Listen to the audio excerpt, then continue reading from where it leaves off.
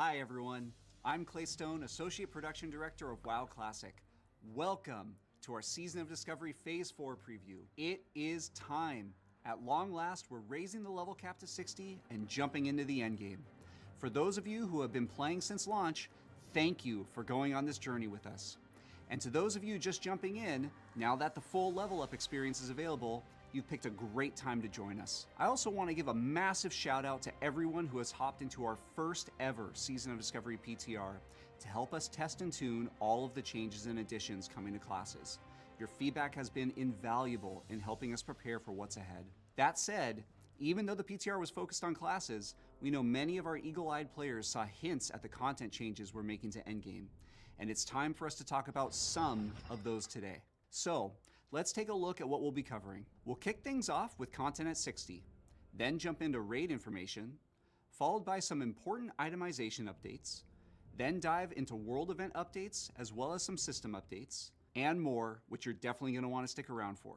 Alright, so whether you're already familiar with classic era content, or you're experiencing it for the first time with Season of Discovery, or you just want a refresher, raising the level cap to 60 brings with it a ton of new content and things to do, including access to all WoW Classic zones like the Burning Steppes, Eastern and Western Plaguelands, Silithus, and Winterspring. You'll also be able to finally max out your character talents.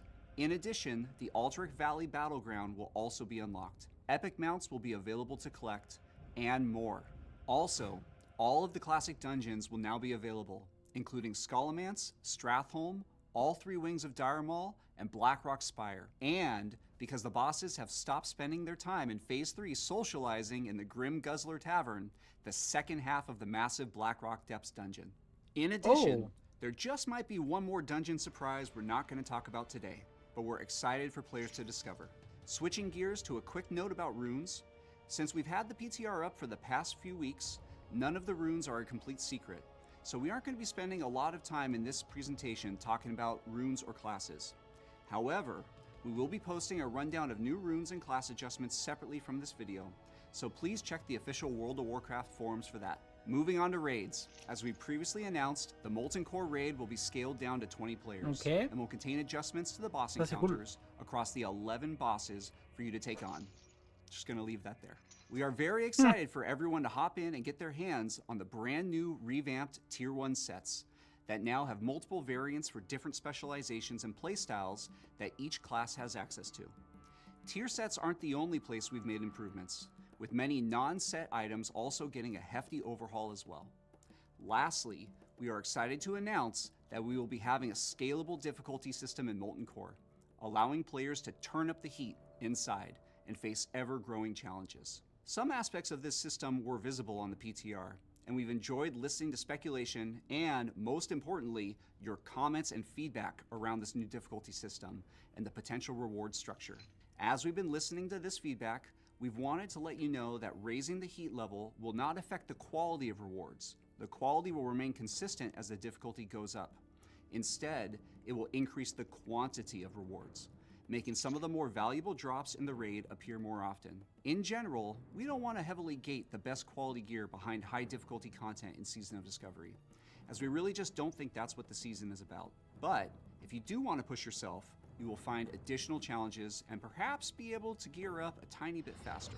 Onyxia's lair has also seen some significant loot overhauls as well. And while Onyxia has misplaced her stockpile of Tier 2 helms, she is going to have plenty of juicy loot for you to chase in its place. We are also taking a new approach for raid size with Onyxia, as she will ultimately be tuned to be completed with 20 players, but the allowable raid size is up to 40 players. We love 40 player raiding, but we think it ultimately works best as a soda and pretzels type of content. In other words, the same level of difficulty you come to expect from Classic. So, if you are forming a pickup group and want to ensure quick success, you can bring 40 players. But if you are running with your guild, 20 players may make more sense to maximize your rewards. World bosses have had an interesting history in World of Warcraft, particularly in early versions of WoW, where they were hotly contested and created flashpoints for, let's say, interesting player interactions. While we love this intense competition in Classic 2019, one drawback to the content is that due to its limited availability, it tended to be content that most players never got to meaningfully interact with. We aim to make it a bit more accessible in Season of Discovery by instancing the content off and handling it similarly to what we just discussed with Onyxia. The raids will be tuned for 20, but can be done with up to 40 players to make it friendly to both organized groups and pickup groups. Related to these changes, and to talk all things loot, I'll turn it over to our lead engineer on Classic, Nora Valletta. Take it away, Nora. Thanks, Clay. We're excited to share some of the cool new loot you'll find in Phase 4 of Season of Discovery. First, let's check out some of the new dungeon loot you'll find in Phase 4. We've got Iron Foe, which has had its level increased to 58 and now grants 18 attack power when equipped. Next, we've got Idol of Exsanguination, which causes your Lacerate ticks to energize you for 5 rage. Totem of the Plains reduces the cast time of your Healing Rain spell by 100%. Taking inspiration from players using the 3-piece set in Sunken Temple for Shamans, we thought it might feel bad to completely lose that set bonus as an option. Having it be a totem you can swap on and off for fights made a lot of sense here. Burst of Knowledge has had its item level increased to 58, its spell power increased, and its active cooldown reduced from 15 minutes down to 5 minutes. Finally, we've got Libram of Holy Alacrity, which causes Holy Shock to reduce the cast time of your next 2 Holy Lights by 0.2 seconds. Our classic Tier 0 dungeon and Tier 0.5 dungeon upgrade sets have seen a full overhaul as well. In original WoW, a basic dungeon set of 8 items dropped in max level dungeons, and an epic quest chain was introduced in later patches to upgrade those items into a higher quality version of that set. In Season of Discovery, this is still true, but the upgrade quest chain will be available right at the launch of Phase 4, and each class is now able to choose between multiple dungeon upgrade set items that accommodate multiple class specializations as they move through the quest chain. While you will have to choose which variation of each set you want during the quest line, the other variants will be obtainable via gold and other means once the quest chain is complete, so you will have access to every set for your class if you want to try them all. These sets were testable on the PTR, and we've had a blast watching people get excited about both the new stats and appearances of these sets as well. But what about raid loot? Here's a quick look at a few of the items from Molten Core. First up, we've got an awesome looking elemental shaman shield called Earth and Fire. Looks similar to the rank 14 PvP shield, but with a distinct new color variation. We've got Magmadar's right and left claw, which allow you to summon core hounds to aid you in combat. The 3-set bonus actually allows you to transform into Magmadar for a brief period of time. But how about Faithbringer, a 2-handed paladin weapon for healing? Or Key to the Sea, a caster staff from Onyxia. Finally, Obsidian Edgeblade, which has been changed from a +8 to 2-handed swords to a +3. We've added 1% crit with those stats and made it just a tad slower. Our dungeon sets won't be the only color variations you'll see in Phase 4. Here are some of the cool Tier 1 color variations we've got coming soon. Next, why don't we spend a few minutes talking about world events? The Blood Moon is not seeing any major adjustments for Phase 4 and will not be a vector for new items or player power, but it will continue to happen on its normal timer. We wanted to mention this because we are nearing level 60, which means that players will soon have access to the highest level PvP rewards, and many players will be ranking up to get them. In order to help with the honor gain process, we're introducing a new Blood Moon currency in Phase 4. When the new currency is introduced, Bloodstained Commendations will have had their cost reduced from 1 silver coin to 25 copper coins. We envision Blood Moon carrying on as an evergreen supplement to the normal PvP honor ranking process. If you'd like to interrupt your BG queues for a bit of quick, chaotic world PvP, my favorite, you and your group can venture into Stranglethorn Vale during the Blood Moon and supplement your honor farm. Next, we're making some significant adjustments to Nightmare Incursions, shifting the mission quests over to a simpler daily quest format. We really love the overall theming of Nightmare Incursions, but think these adjustments will help make them feel like an optional supplement to normal leveling, rather than the be-all, end-all leveling activity for all new characters. As a result of this format change, we are also planning to tone down the difficulty of some of the creatures within Nightmare Incursions to make these quests a bit more solo-friendly. The experience gained from these activities will cap out at level 53 as well, but the quests will remain available through level 60, should you desire to earn a reputation. Overall, we learned a lot of great lessons for Nightmare Incursions, which we plan on carrying forward for any potential future events. And speaking of future events, for Phase 4's outdoor event, we've taken a few of the lessons learned from previous events and are applying them to a new, more lightweight outdoor event, the Blackrock Eruption. This event will occur every 2 hours and see additional spawns, daily quest content, opportunities for reputation gain, and increased honor rewards from World PvP. Outside of Blackrock Mountain, the forces of the Fire Lord are wreaking havoc. Join the Thorium Brotherhood in repelling these attacks with new daily quests to help grow your reputation with the Thorium Brotherhood and earn quicker access to powerful crafting recipes and other rewards. Inside the mountain, you'll find your blood is running extra hot, causing you to gain bonus honor only within the mountain itself. As for reputation, we are adding brand new upgraded versions of the existing crafted rewards from Thorium Brotherhood, Argent Dawn, Timbermaw Hold, and Hydraxian Waterlords. We've also got some really cool for fun items that allow you to teleport to Ajara, lay a fire resist area of effect that your allies can stand in, or turn you into a water elemental. You'll be able to place these for fun items on your keyring, saving you some valuable bag space. Anyways, I've got some rep to farm, so I'm gonna go ahead and pass things off to our senior producer, Josh Greenfield, who'll be happy to share some of our upcoming systems updates. Thanks, Nora. Going into Phase 4, we've made a few significant system updates we're excited to share. First up, we took a lot of the lessons we've learned from the Wild Offerings currency and have expanded on that system with a new deterministic currency we're calling Tarnished Undermine Reals. You can start earning these coins from most non-rare spawn dungeon bosses over level 55, and each boss will drop a single currency for each player in the group once per day per boss.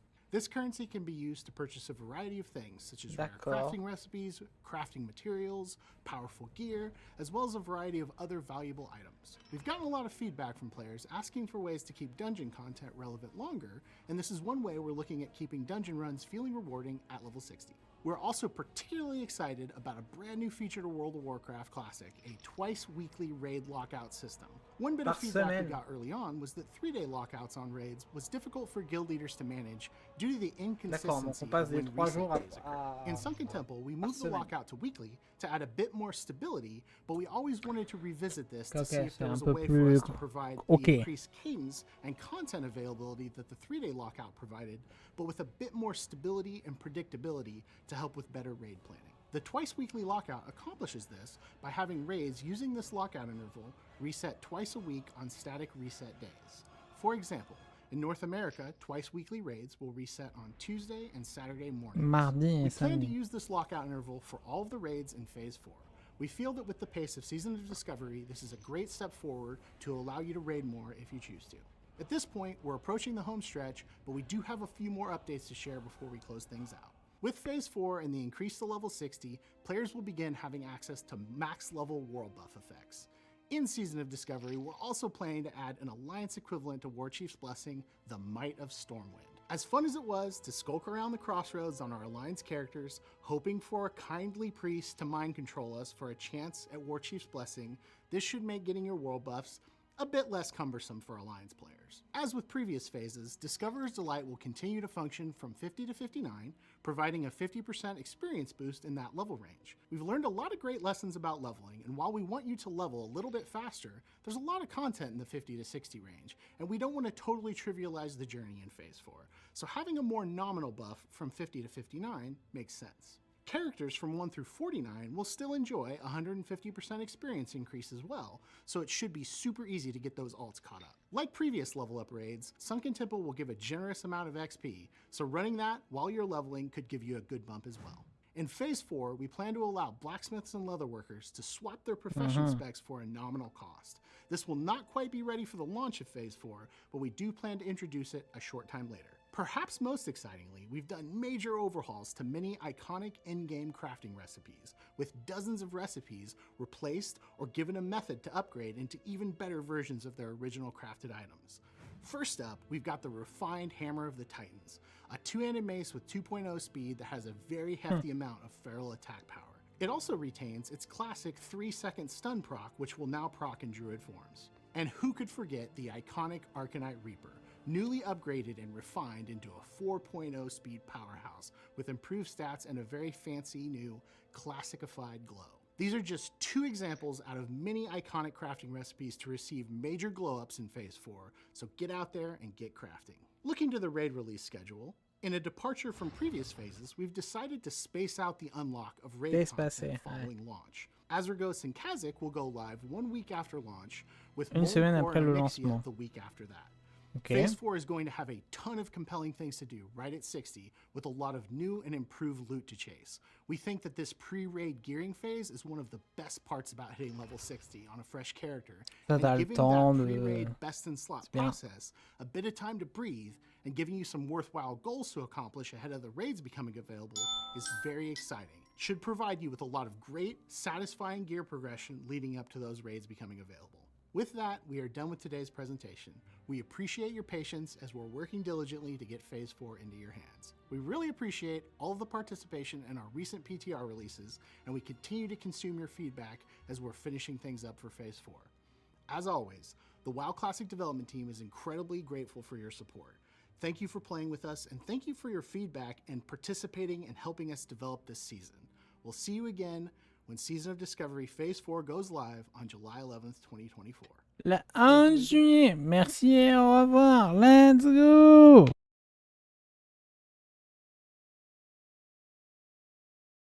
Ok. Eh ben, c'est intéressant, ça. Hein. C'est très intéressant. Très, très intéressant. Ok, ok.